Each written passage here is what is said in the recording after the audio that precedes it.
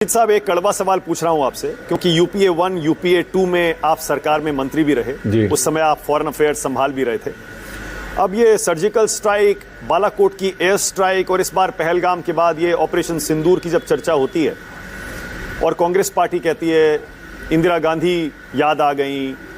उन्होंने पाकिस्तान के 2 टुकड़े कर दिए थे, बीजेपी पूछती है 2008 में मुंबई हमले के बाद आपने कुछ क्यों नहीं किया था? खुर्शीद साहब, क्या आज आप कुछ उस पर रोशनी डाल सकते हैं क्या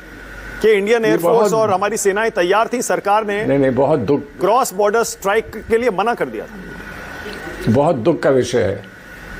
नहीं, बहुत दुख का विषय है कि आज सार्वजनिक रूप से आप दुनिया के सामने मुझसे ये कहलवाना चाहते हो कि उस समय जो आपकी गोपनीय जानकारी थी, जो आपकी सीक्रेट, जो भी आपकी नॉलेज थी, उसको आप सार्वजनिक कर दीजिए।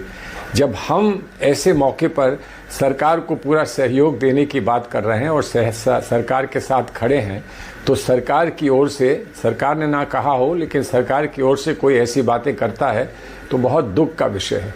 दुख का विषय है जिसको हिस्ट्री की जांच करनी है, हिस्ट्री पर रिसर्च करनी है, वो कहीं ना कहीं पर समय से उस पर रिसर्च कर सकता है। लेकिन आज इस माहौल में जबकि सीज़ फायर का ऐलान हुआ है और वो ज़बरदस्ती हम पर नहीं हुआ है, वो हमने माना है,